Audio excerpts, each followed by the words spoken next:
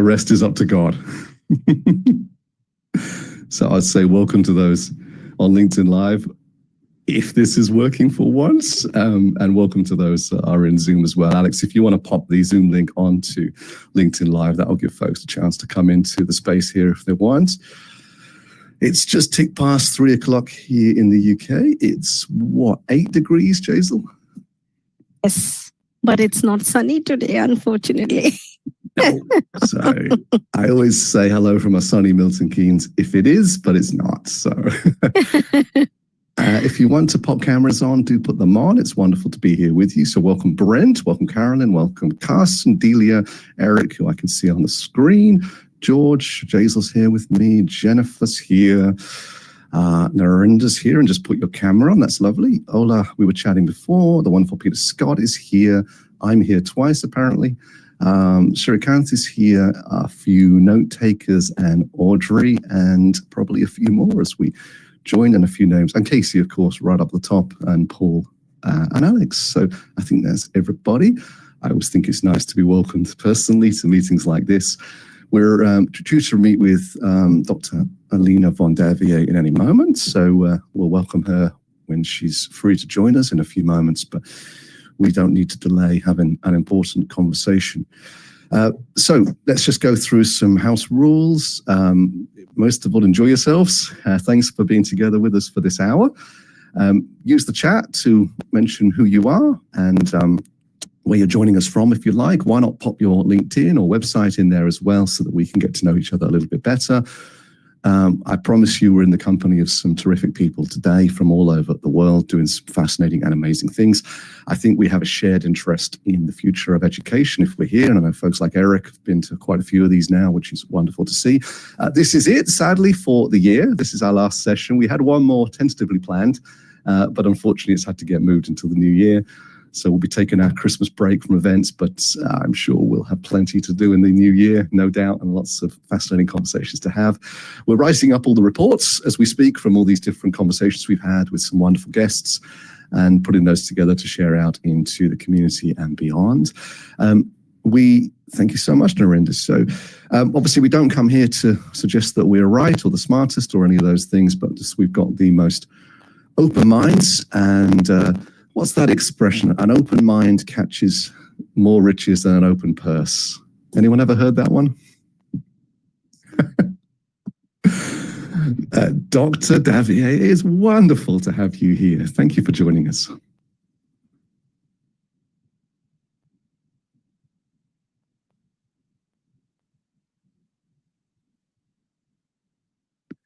How do we find you today?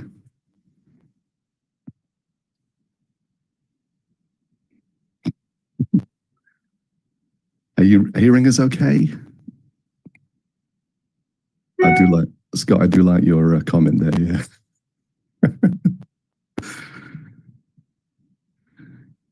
So we'll be talking today about many aspects of A&I education, but probably have a bit of a lens on assessment.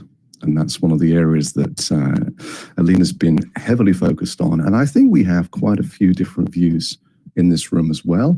It's obviously one of those more challenging subjects. There's definitely not a black and white yes or no answers to this, but there's obviously shades of all colors and perspectives. Alina, are we hearing you okay? Yes, good morning, everyone. Good morning. Yeah. So tell everybody where you are. Well, I'm in the Boston area in the United States, and it's really morning for me. And we're so happy to have you at the start of your morning with us, and hopefully you've got a coffee or a strong tea or something. There it is. Wonderful. You are truly an international superstar. Every time I talk to you, you're traveling to a different country.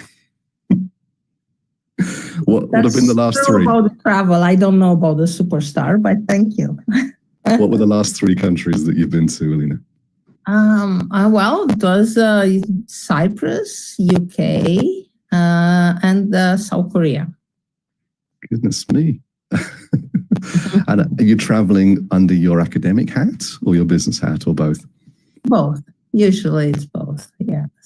Okay, well, we better get to know you. So Jaisal in my top left has very kindly prepared an introduction for you, Alina. So Jaisal, perhaps you would do us the honor. Absolutely. It would be my pleasure to introduce Dr. Alina and you. So Dr. Alina von Davier is an internationally recognized innovator in AI and psychometrics. As Chief of Assessment at Duolingo and founder of EdAstra Tech, she leads the development of groundbreaking methodologies that blend AI with psychometrics to create fair and transparent assessments. Her contributions to responsible AI standards exemplify her commitment to ethical practices in education and technology. She's a senior research fellow at Carnegie Mellon University and an honorary research fellow at the University of Oxford. Now moving on to Richard Foster Fletcher. And then this guy. After that. How many times? Please do mine first. All right.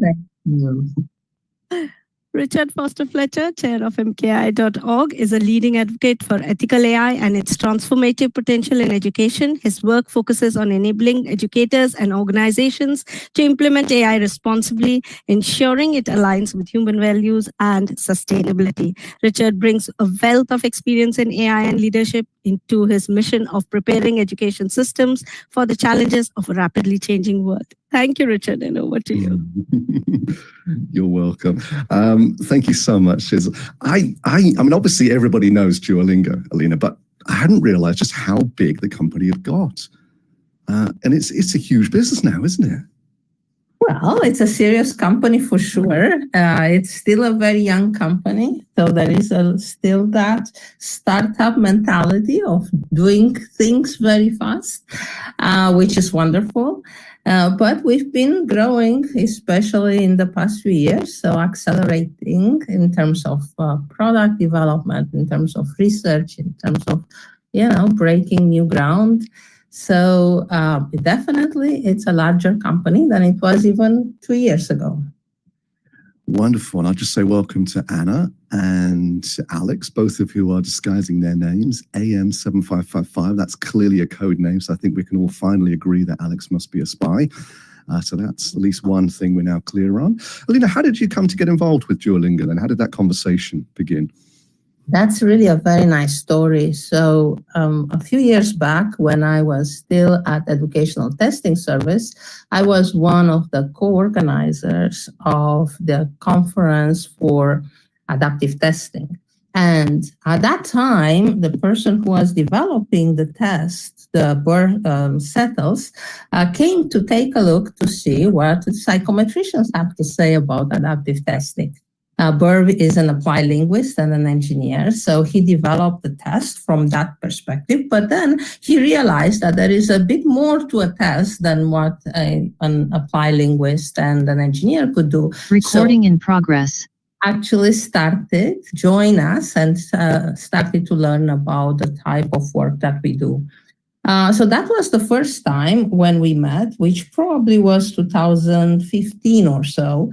And then in 2017, I was the first member of the technical advisory board for the Duolingo English test. So in a way, I've been with the test since 2017. But then in 2020, once the academic test became so successful, it became clear to the company that they had to invest in an R&D department. And then they reached out to me, and that's how I joined. So I built the team, the whole R&D area for the DT. And this was my third team to build, more or less from scratch. There were a few people there, but was fun. It was really a lot of fun to build something from scratch with a tech company. Before, I built teams at Educational Testing Service and at ACT. So this was a kind of a change from non-profit to a for-profit tech company startup. Fantastic. And that transition can be very hard for some people. So it's very admirable that you... Of course, it was interesting because until that time, I would try to convince all the psychometricians that there is value in the AI toolbox, machine learning algorithm, and interesting procedures that we could embrace and embed in our work in psychometrics. And I introduced the term of computational psychometrics sometimes in 2015. And I was arguing for a blend of the two areas. Then I moved to Duolingo, and people with a blank stare, like, what is a psychometrician? Why do we need psychometrics? So then I was in the opposite situation where I had to convince engineers that there is value in psychometrics and that we should pay attention to those principles. And so it was an interesting transition indeed. Very healthy, though, very humbling and very healthy, I would say. Well, hopefully from both sides.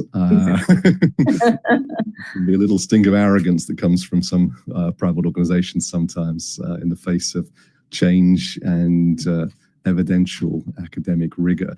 I want to read something briefly. And I mean, should we just say quickly what Duolingo is, Alina, just in case somebody's been living on Mars? Just in case somebody has been under a stone somewhere. Duolingo is the largest used educational app in the world. It has a product for learning languages that is free. And people from all over the world truly learn different languages. A lot of them learn English, of course, but from the US or UK, people would learn other languages. While, for example, the largest group in Sweden that learns a foreign language is the group of refugees, and they learn Swedish. The same in Turkey. The largest group that learns one language is the group of refugees that learns Turkish. So Duolingo is also a product that appeals to all types of people, younger children, older adults, and everyone in between, and very rich people like Bill Gates and celebrities who are fans of Duolingo, and refugees, as I mentioned before. So I'm very proud to work for a company that has a strong social mission that intends to provide education for free. While there are apps in the learning app itself, they are at the end so that they do not interfere with the learning process. In addition to the learning app, Duolingo also has the Duolingo English test, which is a high-stakes, very rigorous assessment for admission to universities in an English-speaking environment. We are also, we also have a very strong social mission, and we put a lot of work into making the test accessible to people all over the world, both in terms of not necessarily traveling to a test center, but taking the test from home or from a quiet location, anywhere in the world where you have internet access. And by making the experience, the test-taking experience smoother so that test takers can display directly their skills as opposed to, trying to function well under, anxiety of travel and being in a test center. That is absolutely fascinating, and there's so much to dig into that.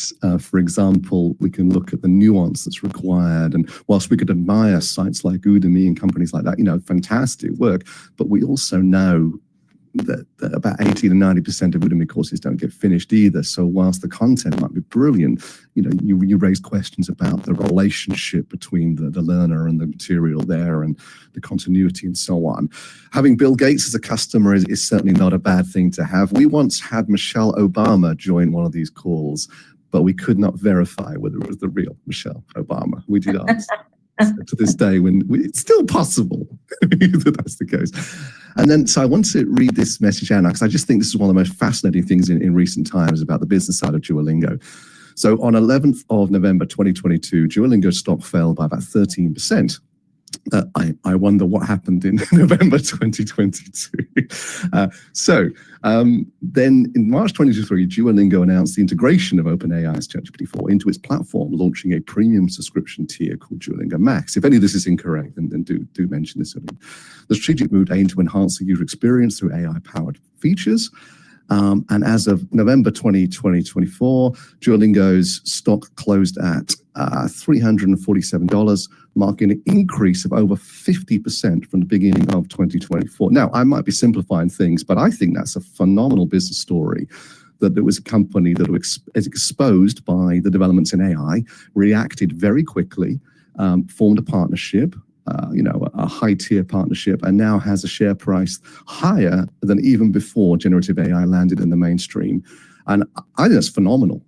I know I'm oversimplifying it, but that's really impressive, I think. Definitely. Think about, we are a tech company, so we have the right type of people in the company, and among those who actually make decisions. So they do understand AI. And I think this is truly important for high-level management to understand the tools that you make decisions about. I can tell you that actually before ChatGPT was launched in the summer of 21, my team and I started already to use the large language model at the time, which was BERT, and to develop content for the test. So in the spring of 22, so that's about 8 months or so before before ChatGPT was launched, we already put our first complex item on the test that used BERT, that used large language models. So what I'm trying to say with that is we already had that mindset, and we worked with these tools before. So they were not new for us. They were new for the rest of the world, but not for us. They were already part of the way of thinking, and we already investigated different aspects of those in order to make our work not only easier, but also making it a bit more automatic to ensure that standardization of quality. And that's evident, I think, from the reaction time. So if we compare it's not like for like, but if we compare Duolingo to Chegg, Chegg's been around for getting on for about 20 years, and it is a company aimed at supporting students in their academic journeys. They resisted AI. Their share price plummeted 50%, actually 50% in one day, actually, which is just mind-blowing. And in recent times, due to competitive pressure, they are now starting to announce plans to integrate AI into the service. Chegg may not survive. They are not in good shape now. And it's a parallel story to what we saw, I think, very successfully at Duolingo. And it's just a mindset thing. It's just a way of looking at the world and the changing landscape and ability to change. Alina, should we get to the good stuff? Should we get to assessment and then see where we go from there? Yes. So tell us, first of all, what are your own personal views on AI? So sorry, I work from home, and you get to hear my dogs here. So. That's quite all right. We like to see some pets around. Sometimes we get some cats on the screen as well. By the way, I was just thinking to guess what languages you spoke, and my guesses are Romanian, German, and English. Am I correct? You are correct. Fluently, yes. And then passively, I did study Italian and French, and now I'm studying Japanese on Duolingo. Oh, wonderful. Why not pop in the chat, other people? What are the languages that you speak? Let's see how many we can see in one session here. And I'm just the one at the moment, but I do try and learn German. Alina, let's get on to Duolingo is waiting for you, so you just need to make a choice and then stick to it. Yes, indeed. All right, we got 2 so far, plus Alina's 2 others. So what would be your opening gambit for AI and assessment? Because you very much believe there is a case for it, and a strong case, don't you? And a proven case, I think, in your case. Yes, definitely a proven case by now. We've been working with it for a number of years.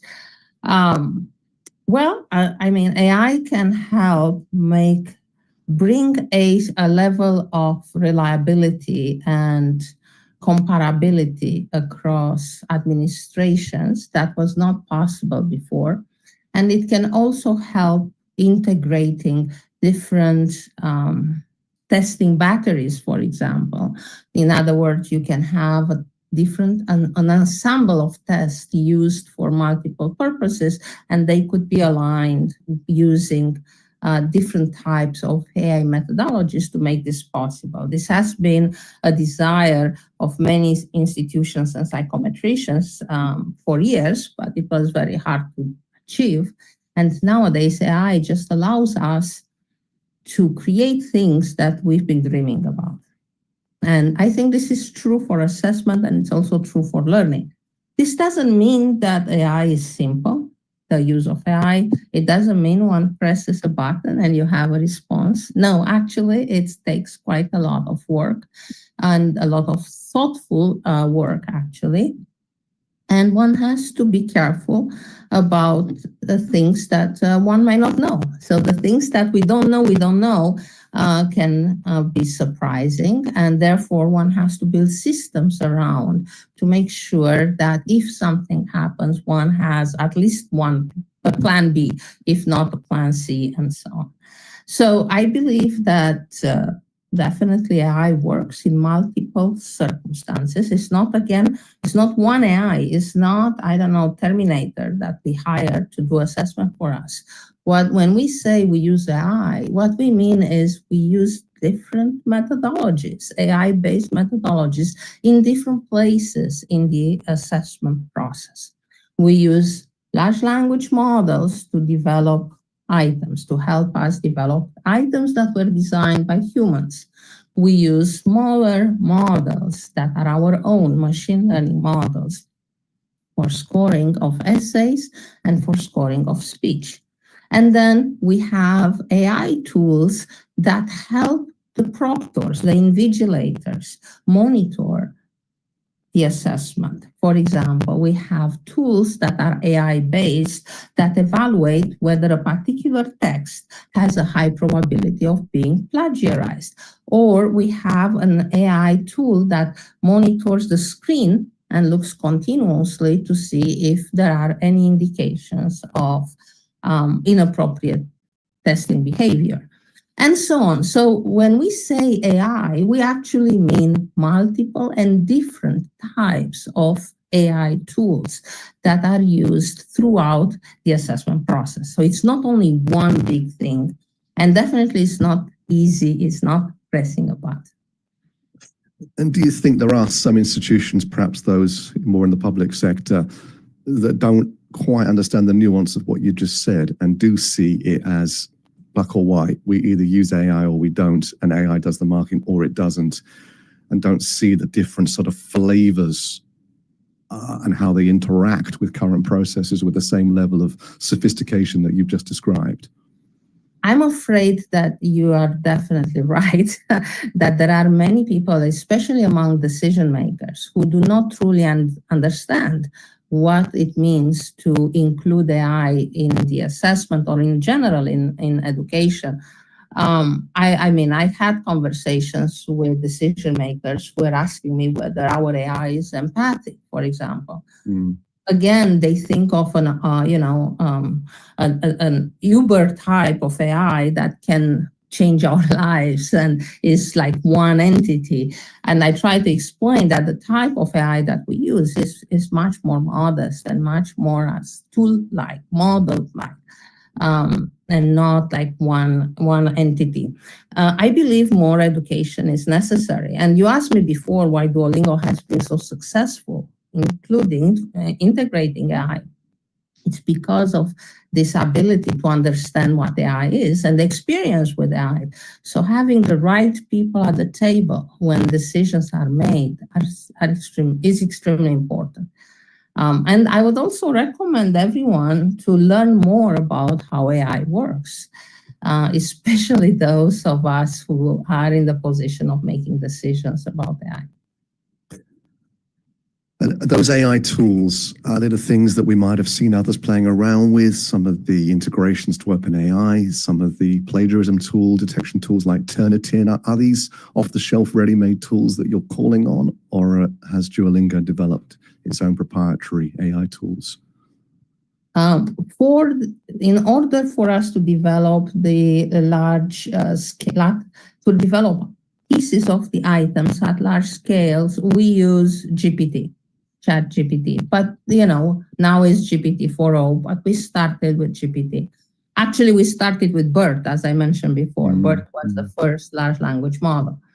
So that is a tool that we use. We also use Whisper for transcribing speech. So I would say these are the two big tools that we use that are from outside. Most of the other ones are developed by ourselves. There was a huge step forward between ChatGPT 3.5 and 4 in terms of its ability to gain accuracy. And now, I raise questions myself around how much human intervention has been in that process rather than just working on the model, although clearly there's been elements of both. But those tools must have been early day BERT, early day ChatGPT 2 and 3. They must have been quite challenging to work with if we think back to the inaccuracies. Well, yes and no. Yes in general, but not so much for the type of application that we had. Because the way we do, and I include that in the training that I offer for generating content with AI, my mantra is divide and conquer. So if you have a very complex item, do not try to get GPT to get everything right. Get the passage, get the question, get the difficulty level. If you try to get it all done into one step, it might not work out. So the way we do it, divide and conquer, we're much more prescriptive, and therefore the probability of making errors on the machine side is much lower. So we would first generate, say, passages, and then we would have those passages refined, checked for bias. We'll have machines checking and so filters. Then we will have human reviews. Only those items that are, or those passages that are deemed to be appropriate will go further on to developing questions based on those passages. The questions themselves after that will be reviewed by the machine and then by humans.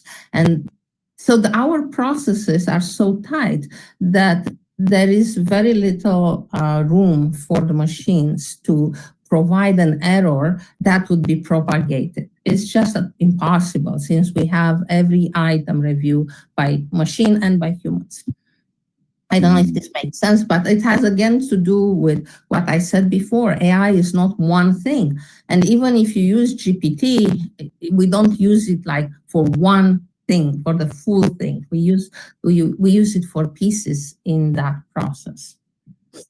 Yes. So I just want to dig into a couple of more technical questions on that. So first of all, to what extent are humans less involved in these processes than they would have been, say, 3 or 4 years ago? So we rely on researchers for the design of the new items.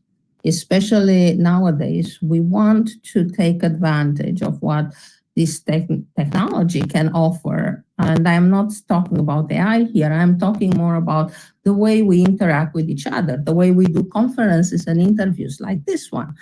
So a lot of our life nowadays is online, which has an impact, in our opinion, has an impact on what are the constructs that we need to measure. Can a test that is paper-based still measure these constructs that are necessary, reflect skills that are necessary in our digital world? So we put a lot of emphasis in the past few years in creating items that are more authentic, that reflect the way people interact with the technology and with each other within this digital environment. So in that context, AI does provide, again, tools for making that possible. So I believe the time is now to have the assessments be more in sync with the way people actually learn and work and interact with each other. And the second part of that is, if you were to start the same company today with the current abilities of Claude and ChatGPT and others, in what ways would the company be different, do you think? I don't think we would be very different, because we are driven by the social mission. And we are, I mean, of course, there is always the story of legacy code. You know, you build things with the technology you have at, on your hands at the time when you first develop it. But now that we are maturing, we are revising and revisiting those legacy codes, and we are updating them continuously. So, and this will continue. So even if you start today and you build with what is out there, in a year from now, you still need to update. So you need to have a good process in place to keep up to date. This is another difference, I would say, between a company like Duolingo and perhaps more traditional educational companies. The ability to upgrade and keep in touch with the best technologies. Don't we know it? Yeah, we do quite a few courses for the community of business in London that are paid for by the Mayor of London. And we work with one of the colleges to deliver them. And we keep asking for more money, and they keep arguing about it. And they don't seem to quite understand that we have to rewrite the whole damn course every time because it's completely changed since a few weeks or months ago than the last time we did it. So in the broader sense of assessment, I see some questions coming in through Jay's line. I'd definitely love to hear from the room in just a moment. Because the two sides of this, in simple terms, is on, I guess, in a wider academic sense, what we want the most is a well-informed, educated, thoughtful person who's read our work and knows the person that we are and can spend considerable amount of time reflecting on this and feeding back in ways that help us grow and develop in a supportive environment. A little bit like we want a company to look at every single CV that comes in and see the person rather than what's on the paper. And we want every company to have a customer service representative who picks the phone up on 2 rings and knows everything that you need to know and can help you. But that's not the world we live in. And we can't have those 3 things in reality. So in each case, we're going to have to settle for somewhat of a hybrid approach around that. Now, that seems like we lose out slightly, but then if we flip that over and we look at some of the biases, then we realize that the cost of human judgment, and we see this in the prison system and the judicial system, we see it in umpires and referees and so on, and we see incredible biases. Things like the gambler's fallacy, the human cognitive frailty that we believe that the past events will influence the future events, like fruit machines and coin tosses. So much so that we find that judges are more lenient if they've been too strict, they feel, earlier in the day. And, it gets worse when you see that judges are more lenient to women if they have daughters. Judges are more lenient if they've had breakfast. They're more lenient if they've had a good night's sleep. And suddenly you realize you're standing in front of a judge, and what matters almost more than what you've done is how they're feeling.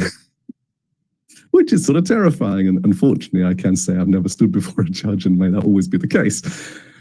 So there's a lot of danger here in relying on humans who obviously believe they're being fair, but in reality are far from it. And whilst all those systems I described, they work very, very well at a macro level. At the micro level, they can be extremely dangerous to individuals who get put in the wrong box or just in the wrong place at the wrong time. Alina, I guess that resonates with you in terms of some of the challenges with the current systems that we have. Definitely, and we take this very seriously. The potential for bias is definitely there, regardless who develops the best, humans or machines. So we have systems in place to check the quality of the content and the quality of the process, again, regardless who is involved, humans or machines. We were the first assessment program to put out there the responsible AI standards. They are on our website. We already revised them once based on input that we received from people. So I would encourage everyone here to take a look. And we also started to think more about the theoretical framework. So my colleague Jill Burstein and I wrote also a chapter about human-centered AI, meaning to have the human values at the center of everything we do. And what do we need to put around that in order to make sure that the human values are preserved and supported? We have human-in-the-loop practices, and we have responsible AI standard, and of course, we have validity standards, as we always had as assessment. So these are the elements that we put in place to help us ensure that our tests are not biased. We also have human reviewers for each item, and they receive the training, special training, especially for cultural bias. So they review all the content with respect to cultural bias of different types. And then at the end, we also on a regular basis, we also analyze the test results with respect to what we call in psychometric differential item functioning. So we look to see whether specific groups of people have a lower or higher score than they should have, given how else the rest of the group responded and how else the group, different individuals did on other parts of the test, whether that bias exists for a particular item. So we have quite a sophisticated system in place to make that possible. Now, when I was still in my previous work, actually in 2012 or so, when I was in charge of the large language tests at ETS like TOEFL and TOEIC, that's when ETS started to use the e-rater, which is an automatic system created by ETS to score essays. And at that time, this was one of the first launches of such a system. And at that time, there were a lot of concerns from many people that, the humans are the gold standards and we always need to compare the machines to the gold standards. Well, I started to look, I have some research done in this area, and I realized how poorly the humans fare in evaluating those essays. And this is again what we see nowadays when we compare the machines and the humans, and we see where the humans fail. The humans fail, as you said, depending on how they feel. They also fail in terms of fatigue. And the worst part, especially, and it's visible when you have two raters for the same essay, two human raters, humans will tend to score, to grade in the middle of the scale. Because guess what? If they score in the middle of the scale, then the probability that they will be far away from the rest is much smaller, and therefore they won't be called back for retraining or even punished that they are outliers all the time. And we see that in famous language tests that I don't want to call, that use two humans for their essay writing. So check that out if you don't believe me. You can see a narrowing of the variance on how the human on each item, and that would lead to much narrower scores in the end. Because the full information is not taken into account. We discovered that, I discovered that tendencies, as I said, around 2012. So then at that time, we put in place systems to retrain the raters and make sure that they are told to go back and score as appropriately at the extreme of the scale. But this requires an intentional intervention. So someone here asked in what way the machines are more reliable than the humans. This is one way. The machine will not try to score in the middle to make their life easier, as humans unfortunately do. Yeah, you see, that's so fascinating. I remember I used to be a member of Toastmasters, and I won one particular speaking competition, and a friend of mine was counting up the marks, and she said to me later on, "Do you want to know what you got?" I said, "Well, of course I do, tell me." He said, "Look, there were 7 judges. 6 out of the 7 judges scored you from 7 to 10, and one of the judge gave you 1 out of 10. I was like, well, I'm not sure it was a 1, was it? And so, of course, your reaction to that, you say that, well, they should naturally take out the top and the bottom score because of the bias. That person's clearly got an issue with me, or they wanted someone else to win, and well, whatever, life goes on. But that shouldn't count, and neither should the 10 probably, because the 10's probably somebody who likes me as well. But what you're saying is actually that, okay, that's an extreme example, but the more extreme scores actually might be the more realistic schools, because other people are doing the opposite, like you said, and they're just putting it somewhere in the middle, so that they're not sticking their head above the parapet, they're not taking any risk, they're not showing up. And so actually, it's two stories here, isn't it, about those extreme ends of this, or perhaps not the extreme, but certainly the outer ends. Just a reminder of the complexities that you must face every day in this kind of work. Fascinating. Sometimes we work like detectives, we have a hypothesis how things should be, and most of the time they are different. And then our job is to figure out why they are different and how much does it matter, and whether this is something that has to be addressed immediately or not, and what's happening there. I think it's also relevant to talk about what type of system one can put in place, be that for humans or be that for machines. So the first thing actually that I did when I joined Duolingo was to put in place a quality control tool. We call it AQUA, and we have a few papers on it, is Analytics for Quality Assurance in Assessment. And AQUA nowadays is an automatic system that uses both model-based metrics as well as observed metrics about the scores. And it evaluates the scores continuously. And if anything happens that is outside that what we think should be normal variation, would bring an alert to us on Slack. So the experts would receive an alert immediately, and then we go and investigate what's going on. And this saves, not only that it saved us a lot of time, because otherwise we should have done this manually, but it also, again, standardized the process, and it brought in an urgency, because if you would have that done by humans, you couldn't do it continuously, while the machine is doing it continuously. So that was the first thing I've done, actually, when I joined Duolingo. Meanwhile, we also have a similar process. We call it AQUA-P, which is an quality assurance system for the item pool, where we evaluate, for example, the journey of an item, the exposure, the item parameters. We have the distributions of all the item parameters, how much of the pool was used, when, and so on. And the third system that we built is something that we called, the item factory.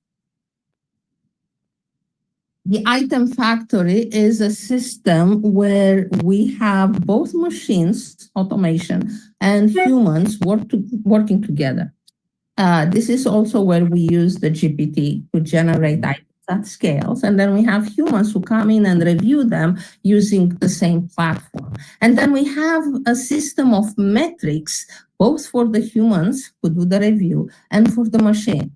So that's only for the administrators of the system who evaluate how many hours the humans spend, how many items did they do per hour, do we see any outlier, how many items they rejected, do we have an indication on why they rejected a particular item. So having systems in place to ensure that you do a good job is extremely important. And I would say this is important regardless how much AI versus many humans use.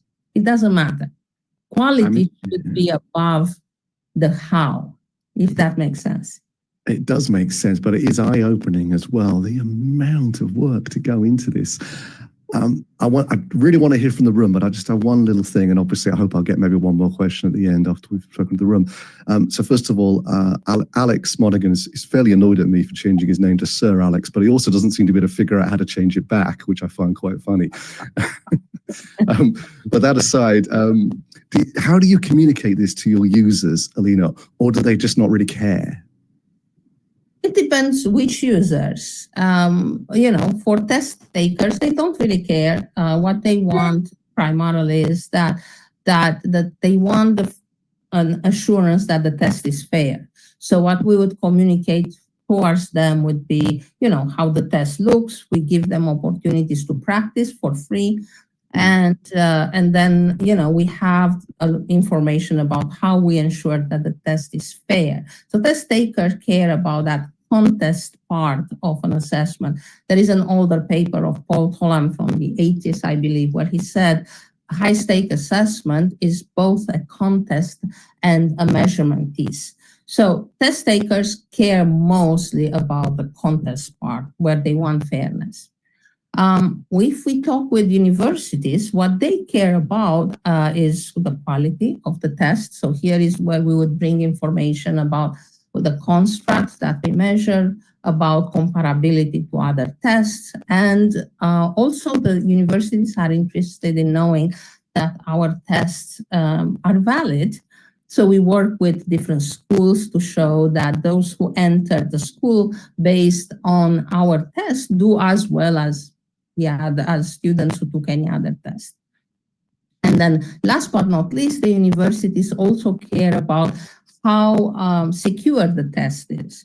Because of course, if you take it from home, there are different types of security breaches that are possible. And therefore, they want to know, how do we deal with that? And what type of assurance we can give them that our test is secure.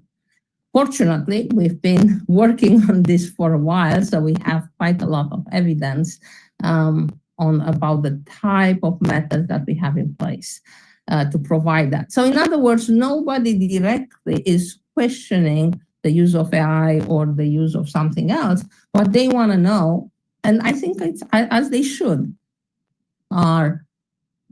is this a good test? Does this test indeed provides what it claims to provide? And can I use it successfully? This is what people want. Yeah, and I guess if there is a recourse there, isn't there, that you can explain these things in more detail if somebody makes an inquiry or questions these sorts of things. But let me not take up any more time. The mystery of Michelle Obama seems to have been solved now. So thanks for that piece of humor. And Jazel, let's hear from the room and let's use as much time as we have left. Alina, what time do you need to depart on the hour? I'm okay. I do have 4 minutes after that. Oh, wonderful. We might have a few more minutes. Jazel, over to you. Thank you. Absolutely. We have some questions in the chat and we have some comments. So I'll just go through the questions first. So Olivia has asked, are there any papers, academic, technical, or blogs around psychometrics and testing, perhaps from Duolingo? Yes. I would invite everyone to Google Duolingo, the Duolingo English Test Research. It's important that you put, excuse me, Duolingo English Test, so that you can see the psychometric work. So not just Duolingo research, but Duolingo English Test Research. And yes, you'll find our white papers, and you'll find also peer review publications that we were able to share either through things that were on archive or wherever possible. We do try to provide an open access. So you will see there are quite a lot of papers there. Thanks, Alina. Eva has asked a question. How can AI improve reliability of testing? My understanding is that it is a predictive tool that will guess the best fit, but will not compare two documents, but I may have it wrong. Not necessarily wrong. It's not one thing. AI, again, is multiple things. And I gave an example on how AI used for scoring can increase the reliability. It's definitely better than the humans, because humans tend to omit information at the end of the scale, especially when they get tired or when they don't want to be outliers and they want to stay closer to the majority. So if you have a test, any test out there that has essays that are scored by two humans, pay attention. The reliability is going to be terrible, and you lose scale. Check out the tests out there, like famous language tests that use two humans for their essay writing. Check the full scale of that writing scale, and you see they lose information. So that's a way in which AI can help, providing a full grade that can take into account the extremes of the scale. Absolutely. I think this is a wonderful example and people can explore themselves of the input that you have given, Alina. There's another question that I can see Peter Scott has put in. How do you articulate the return on investment in AI to leaders who need both short and long-term benefits that exceed costs? Again, it depends on the company. It's not quite an abstraction. Because for a company like ours, that is a tech company where most people who work there are quite knowledgeable about AI, the return on investment is truly fantastic. I mean, like about 10 times, if not more. If you are a company that does not employ very good AI scientists and AI engineers, then obviously everything is more challenging. You don't even know how to hire them, to be honest, because it depends even who makes the hiring decision. It depends on their knowledge of AI and technology. So it's a much complex situation. Often they make the very poor decision. They would hire people who sound confident, but might not be the technical people they actually need. And that would lead to other poor decisions down the road. So it's relatively hard to respond in abstraction. For us, it has been around 10 times. Thank you. Thank you so much, Dr. Alina. I think I really enjoyed the answer that you have given. It's thought-provoking, and I will be thinking after the event about it. And there's one last question from Merve. How do you assess reasoning and evaluation skills in the digital tests? So it depends again on the test. If it's a test for, say, language, as in our case, we don't put that much focus on evaluation skills. It's a language test. But if you develop a test, so I've been also advising a company called MKAI that is actually based in the UK, and they have a critical thinking test. And we've been working on creating some of their items with the help of AI. So I'm working with a scientist from South Korea, in particular with Dr. Yo-Jeon Shin. And she has been leading some research on using AI for developing questions for critical thinking tests. Now, we have not yet tried to develop new types of items, but that would be next. At the moment, they are trying to develop the same type of items using this technology. Thank you, Dr. Alina. And I would just read one or two comments that have come in. There's one more question. How do you solve or address the lack of data on many languages? I know some of the Gaelic examples are very strange, for example, because there's not much Gaelic text online. I'm sure the same applies to many languages, some with millions of speakers. Well, again, for my team, that is not our problem because I work primarily on the assessment for English. We also build assessments and prototypes for French and Spanish. So again, that is not a problem for us. Obviously, the problem is more for my colleagues who develop the content for the learning app that where they teach different languages. So the learning app still, like we, have a combination of human developers, human translators, and machines. Yes, indeed, there are more challenges for languages for which there is not enough information. Now, nobody will claim that everything is perfect, but I would say there is a significant progress, and things that we learn in one language, as the time goes, can be used and translated or adapted in different other languages. So it's not that there is nothing that is being done for those languages. It's just that it might take longer to achieve the same quality. Thank you, Dr. Alina. And there is one or two comments that I will go through. So Alex has mentioned some cultures or groups have understood values for particular scores. The French 1 to 20 school marking system, the NPS 1 to 10, but only 9 and 10 are positive rating system. This is one of the comments. And then there's another one from him that interestingly, we don't compare autonomous vehicle performance to human performance. We compare autonomous vehicles to perfection. So these were some of the comments that had come in. And over to you, Richard. I think I've really enjoyed this, and to know that how much societal impact you're having.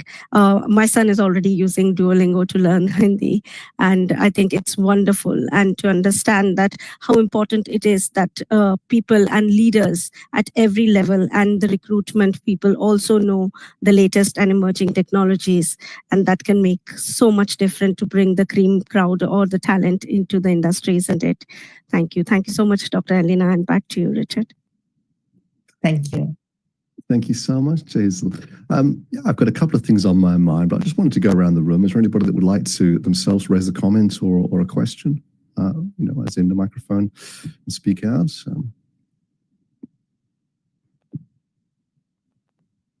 No? Okay, well, give me a wave if you change your minds. So from the company perspective, I'm curious, with all this incredible amount of work that's gone into the fundamentals and complexities of assessment, Duolingo perhaps is tempted to broaden the range of subjects and areas that are covered. If you think about like Khan Academy and organizations like that, is that something we might see in the future? I believe so, from everyone. I mean, from all other companies as well. We launched on the Duolingo side, we launched a video call. I don't know if any of you have seen or interactive with our character called Lily. Did anybody see that? Well, please check it out. I mean, you do need to be at a higher level in your language and to have a Max. I think that's mostly for Max users, but other free users also get it once in a while. It's an incredible opportunity to practice your speaking skills, talking with Lily. As I mentioned before, I'm learning Japanese, and despite the fact that I have more than 2 years as a streak, I'm not very good. It will take me a lifetime to become better even in Japanese. But nowadays I get to talk to Lily, and I would listen once and I do poorly, and then I go back and listen again and again. I think it's an amazing opportunity that we have. And for the test, we also are working on embedding more speaking onto the test with this technology. So the same with the tutoring part in the Khan Academy and others that are trying to build the same type of systems. I've got to ask you then, so how did you choose the characteristics of Lily? So first of all, I didn't, but we have creators for this character, and the character comes with, each character has a full persona. So it's a much more similar approach as you would have in a movie or in a cartoon or in, I don't know, Sesame Street or, other type of shows that have run for a long time in multiple languages, multiple countries. So each character has multiple expressions, a full persona, different voices. We had actor voices at the beginning. And nowadays, of course, it's all machine generated. And we are also bringing the characters on our test because people by now are very familiar with them, and we want to make the experience of testing be more natural as defined in these digital environments. Okay. And she briefly replaced your CEO, I think, on Investor Call. Indeed. That was so much fun. Yes. We had really announced, to the public earnings call. Yes. And so Lily's one of the characters then. She's not the only character. Is that correct? Correct. Yes. We have multiple characters. Yeah. And I'm sorry if my bias was showing through there, but I was curious in my line of questioning whether there was a sense that people respond better to certain types of. I know she's a cartoon character, but still in that sense. All the best, Peter. See you later. There's a complaint, isn't there, that a lot of Alexas are women, for example, and I'm sure you've heard that one. Was that on anybody's mind as you were creating this character? So we have multiple characters of all genders, but people love Lily. It's just an incredible. She has so much. She has followers, has so much fans all over the world, and that's why Lily. Has anybody fallen in love with Lily? Do we know? I do not know quite that in that way, but for sure she has followers. She has fans. It's just incredible. There are things that are more powerful than our own intentions, if you want. So when it was created, Lily was just one of the characters, but now she took off. So she's definitely up there with Duo. As you know, Duo is, everybody loves Duo as well, or hates him. Well, that's where you want to be, isn't it? Love or hate is far better than being uninterested. Very intense emotions toward this. Exactly. I try to be loved or hated, Alina. That's always my goal in life. I seem to succeed so easily with some of the comments I get from other people. Anyway, that's an aside. And there's a couple more questions that came in. So we're at the hour. So for those that need to dash, completely understand. We happen to be gifted a few more minutes with Alina, so naturally we're going to graciously accept that. But if you do have to go and you've got to be somewhere else, another meeting, of course we understand. And thank you so much for joining us, Alina. But just maybe a couple more from the group, if you don't mind, so that they came in, I think, after. In fact, Jason, would you mind picking it up since you're so brilliant? Yes, absolutely. So there are a couple of more questions that have come in. Olivia has asked, what is your personal opinion in the age of AI protection against underrepresented voices and languages? I think, well, there are, again, multiple ways of responding to this. AI can be a tool for the underrepresented voices and languages, can be an ally. And for people who work in that domain, AI for sure can be an ally. Now, for the majority, AI can help identifying bias. And humans can put in place systems and standards to make sure that existing biases and prejudices are not perpetuated in the application that we are talking about. So there are these two perspectives, what people themselves can do, and they can do so much more nowadays, and what the majority can do with systems around whatever application they put in place. Quality control. Thank you. Thank you so much, Alina. I think having the right design, quality control, and governance are keys to building the right systems in place. How good is real-time translation? Will this reduce the need for humans to learn other languages? I think we learn languages not only to translate. We learn languages to marry. We learn, like in my case, we learn languages to live somewhere, again, like in my case. We learn languages to learn because we love the food, because we are fascinated about the culture. I am interested in the aesthetic, Japanese aesthetic, so that's why I'm learning Japanese. I think we learn languages for different reasons. So I do not see a danger in having a bespoke set of systems that do a translation in real time that is of quality. Thanks. There are a few more questions. So Lubna has asked, how would Lily differentiate between a dialect and a mispronunciation? I don't know. I don't know, honestly, and I don't think anybody knows. There are, again, multiple elements that would come when someone speaks. Could be mispronunciation, could be dialect, could be noise around. Usually these systems look at intelligibility. So it doesn't really matter what accent you have and what's the cause of that accent, is whether you are intelligible to that system as it was designed. And of course, the effort that is being made is to train it on a very diverse set of accents and dialects. I think something that is related to the accents and dialects that you mentioned, Anna has asked, there are so many variations of a language in different countries. How do you handle that? For example, Spanish around the various countries. I believe our Spanish is Mexican Spanish, so the one that is being taught in the course. I don't know for sure, so I haven't tried that. Our Portuguese is Brazilian Portuguese. I think there are decisions that are going to be made, and then the design of the rest of the content is going to try to be as broad as possible. And this is the last question that I can see in the chat. Could we revive dead languages using AI voice to re-engineer what the sounds could have been? I'm not sure I understand the sound for what?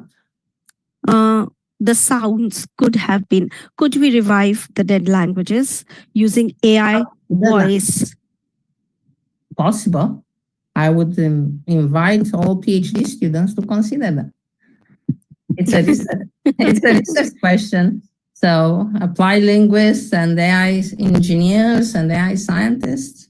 So you are welcome to work on that. I mean, if you have a person dedicated, you can do a lot of things. Yeah, I think one of the examples that's given in the chat is indigenous Bolivian, one of the lost languages.